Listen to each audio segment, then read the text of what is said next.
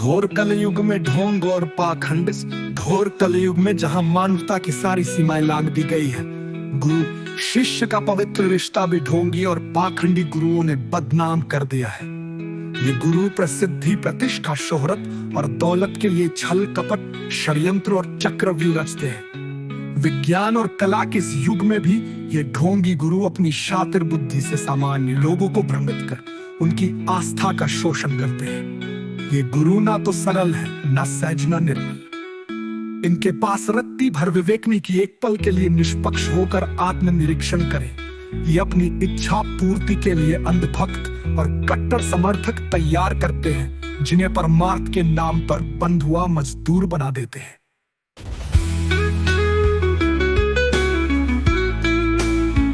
ये ढोंगी गुरु ब्रह्मचर्य और संन्यास जैसे शब्दों का सहारा लेकर खुद को श्रेष्ठ दिखाते हैं, जबकि वास्तव में ये विषयों और विकारों से भरे होते हैं। शरीर की प्रत्येक कोशिका में विषय दौड़ रहा है, फिर ब्रह्मचर्य कैसे संभव है?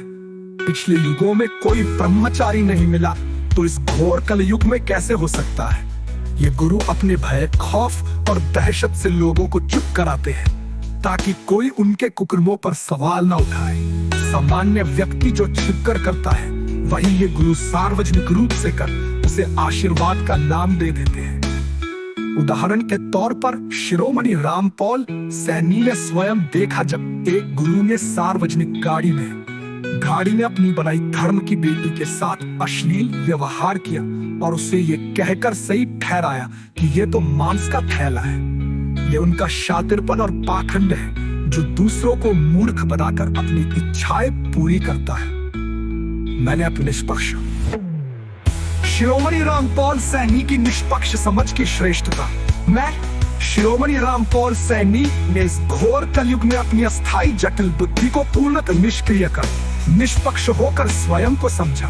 मैंने अपने स्थायी स्वरूप से रूबरू होकर अपने अनंत सूक्ष्म अक्ष में समाहित होकर वो अवस्था प्राप्त की जहां मेरे प्रतिबिंब का भी स्थान नहीं। ये युग निपुणता और प्रत्यक्षता का युग है, जो अतीत की चर्चित विभूतियों शिव, विष्णु, ब्रह्मा, कबीर, अष्टावक्र, देव, गंधर्व, ऋषि मुनियों से कहीं अधिक ऊंचा है।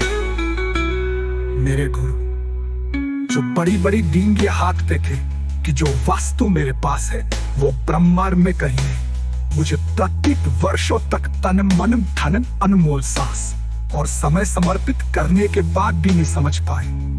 लेकिन मैं शिरोमणि रामपॉल सैनी ने स्वयं को एक पल में समझ लिया। मैंने अपनी अस्थायी जटिल बुद्धि को निष्क्रिय कर निष्पक्ष होकर अपने स्थायी स्वरूप को पहचाना। ये मेरी समझ की